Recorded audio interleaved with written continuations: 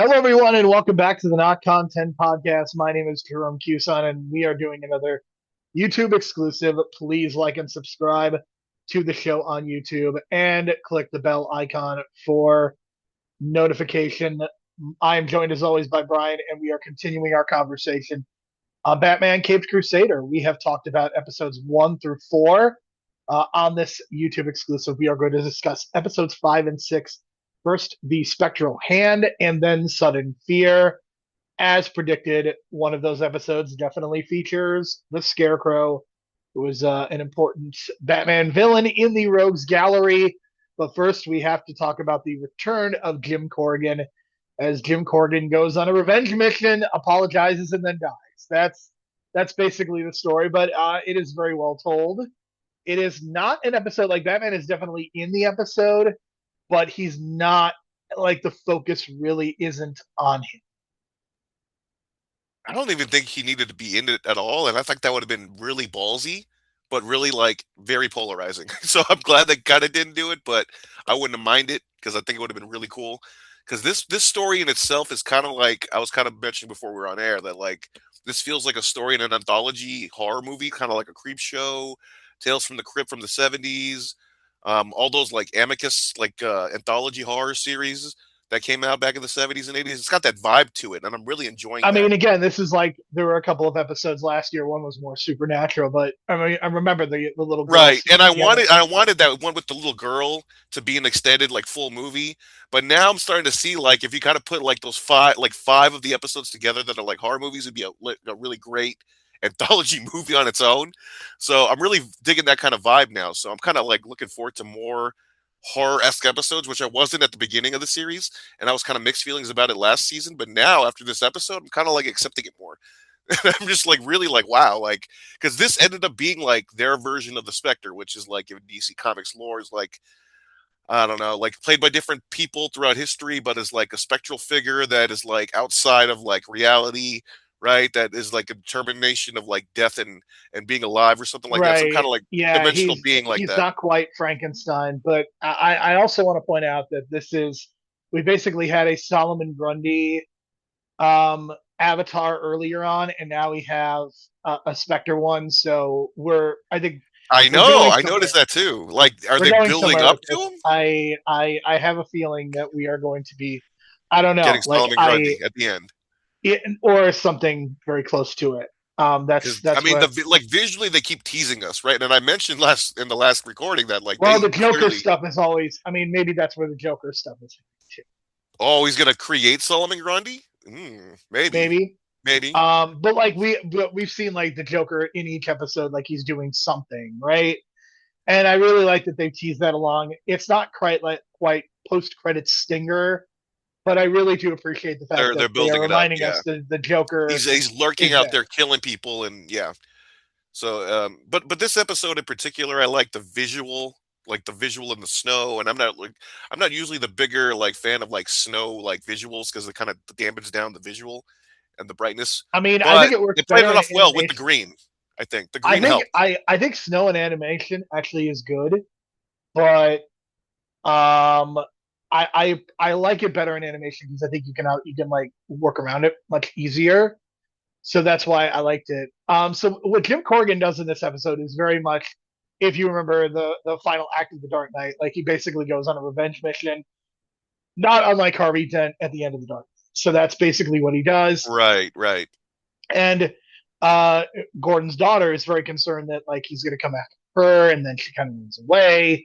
But in the end, like he apologizes to her, and like this is truly like a redemption mission for him. Like that's what he's going for, and I think it's very different. It is very different than I think what we've seen from a lot of these episodes, because again, like you would expect, like because we know that like Two Face Harvey Dent went after everybody. Like he didn't apologize, Commissioner Gordon. Like he was gonna kill his son basically. And the thing that I loved about this episode so much is that we really get to explore like Jim Corrigan as kind of a redemptive figure, but like he's still ultimately he dies because of what he did, and he volunteers for this experiment, and like the experiment leads to his death. He gets some redemption, but it's very nuanced and very complicated. It's not clean. Yeah, and I got this feeling that because he didn't actually like do the murder, you know what I mean? Like there's some like redemption to be had in this character because it's not like he actually committed it, right? Like he didn't commit the murder, but he did get caught, and he does feel guilty inside, and that's obviously the subconscious coming to the surface in terms of like, right? Like the subconscious pretty much takes over the character once he's died and becomes this monster, but deep down he just wants like forgiveness and redemption. So that was really cool, but Yeah, he also mixes up the powers because like he does get these weird powers that no one can explain. Pretty much, if you've seen The Frighteners, the bad guy Ghost in that movie, he has the power to like reach in people's chests and actually grab their heart and like actually kill their heart, like metaphysically, and that's yeah, what he does to some of these people.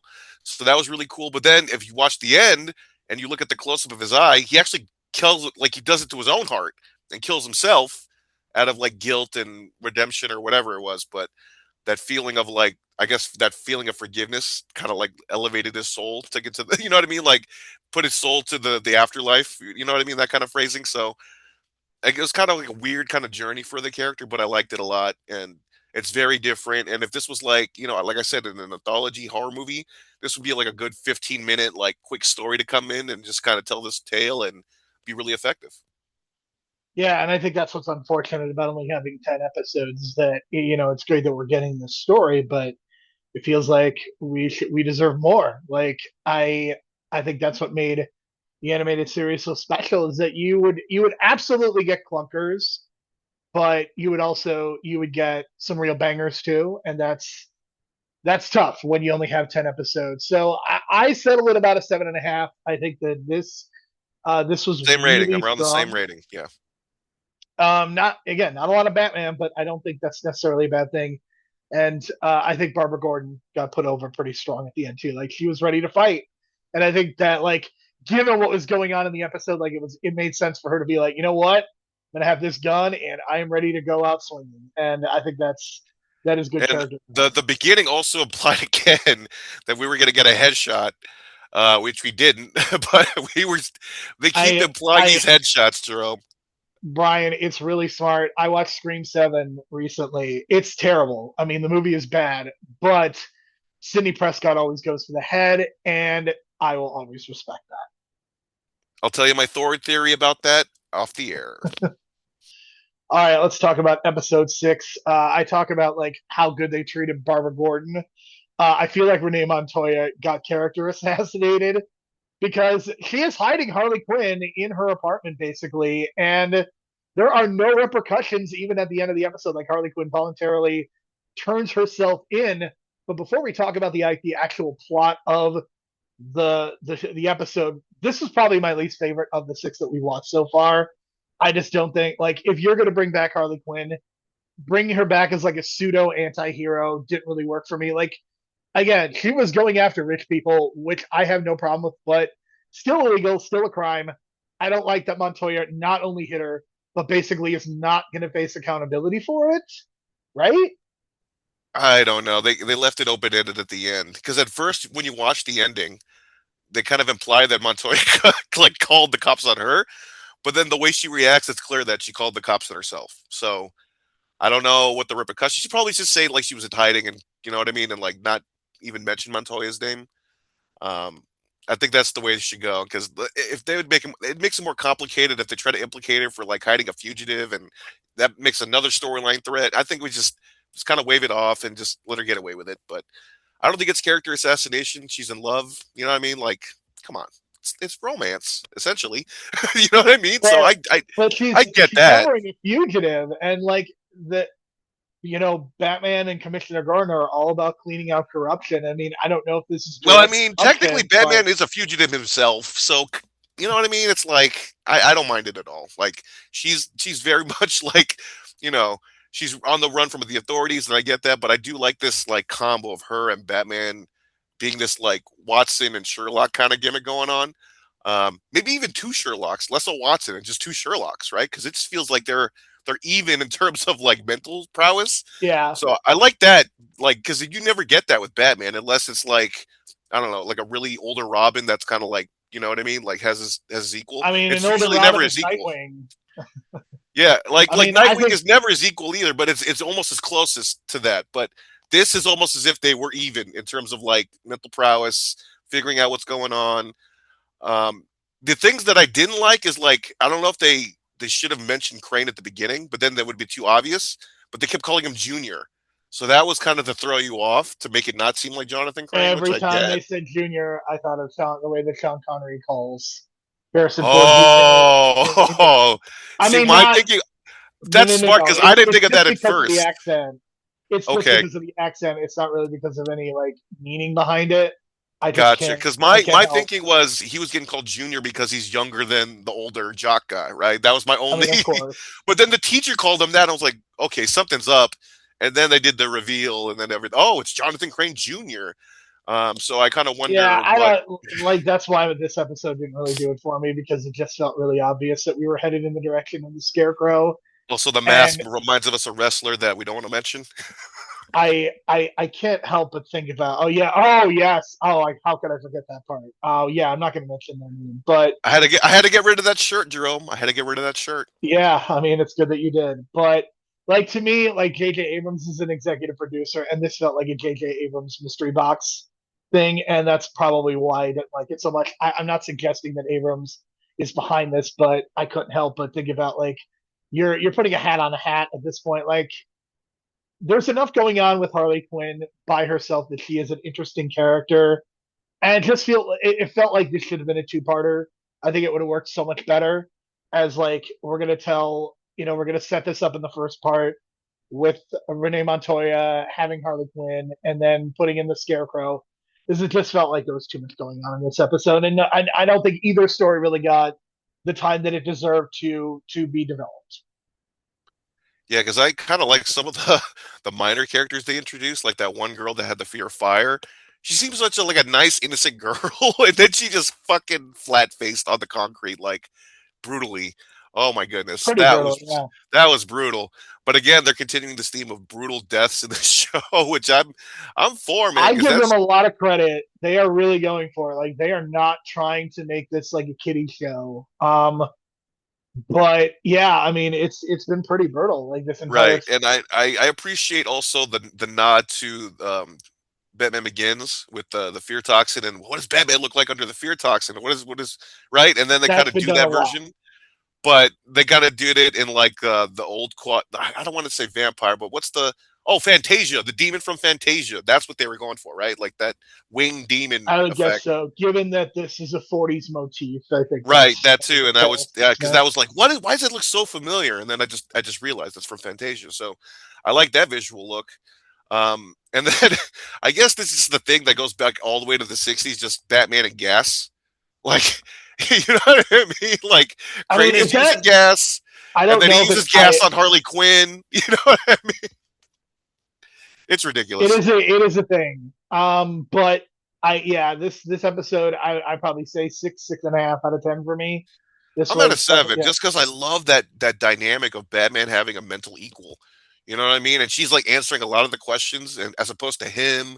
Here's So the one thing that's I where will I was. say that is a positive based on this episode. Harley Quinn and Joker do not have a relationship, and I think that's a good. We've seen That's that is good too. so That is played. interesting because it makes you think that are they building up to a confrontation between the two of them, right? Because that's Perhaps I mean I think that's it's what I'm weird. thinking. That's what it feels like because they're Like on Harley Quinn opposite was in a couple sides. of episodes last year.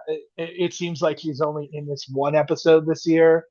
We'll have to see where this goes because it feels like um they are not afraid to murder people. So I mean they Yeah, murder once they murder Two Face, it's like anything else is on the table as far as I'm concerned. you But might as well. I mean, that we forgot to mention Hugo Strange, which you kind of was mixed feelings about because it he's was such just an important weird. Like character. if you're going to introduce Hugo Strange, and I'm not like a huge Hugo Strange fan, but it feels like if you have randomly have him and then murk him, it's like you're clearly setting up to murk other people. Well, I think So we're gonna get a flashback. That's my feeling. We're gonna get a flashback, and he's the one that probably are we created the though? toxin.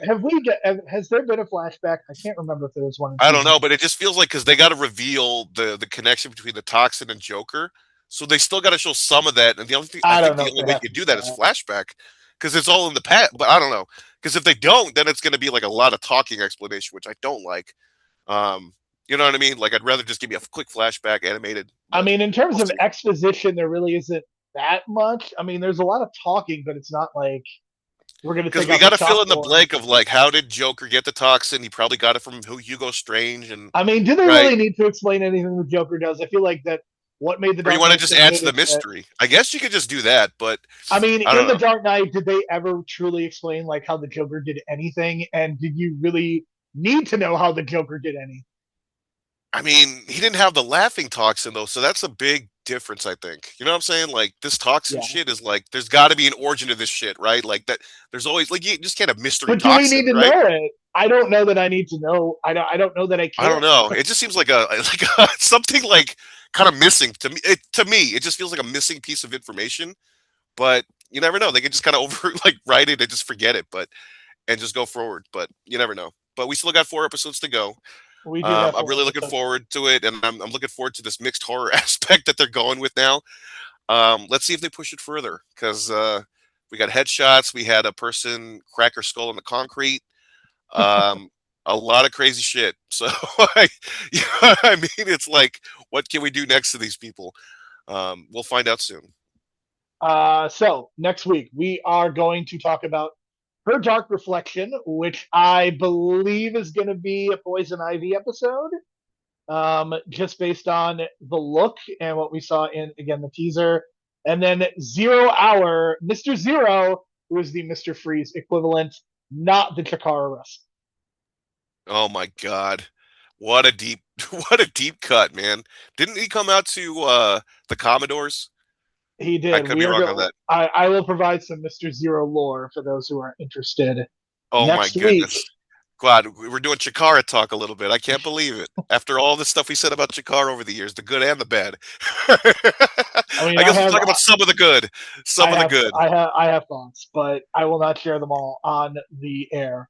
Right, So but yeah, next week we next week we yeah. will be doing this, and you should also look around on YouTube. We are also doing X-Men 97.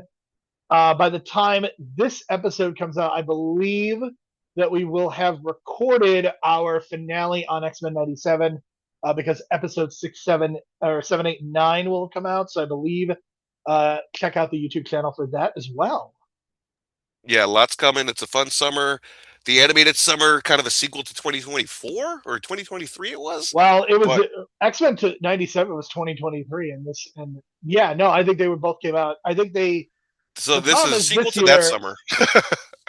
the problem is that X-Men 97 and Batman Crusader came out separately. There was no like I don't think there was an overlap. This year there's an overlap, and that's why we are spending so much time recording episodes. And it's also weird because X-Men 97 is coming out weekly. Batman Crusader has already come out. So we're kind of recording the episodes in advance. So if anybody dies, which we will have addressed to death on one of our recent episodes by the time you listen to this one. Um, that's all I got to say. So anything else, Brian, before we head out? Final thoughts. Harley Quinn, you need a better hiding spot for your costume because that was really obvious. Like clearly obvious and not in a good way. So Yeah, I just want to say the animation's been a little janky this season, and it was really noticeable in these last couple episodes. And in doing some reading, it looks like some shortchanging happened. So it's really also nice want to to point see out that. Montoya's apartment. Somehow the bedroom is bigger than the living room. I don't know how that happened, but it's the 40, so she's on a, and she's It's the probably not magic the of best paycheck. So probably. All right, for Brian, I'm Jerome. Thank you so much for listening. We will talk to you again next week.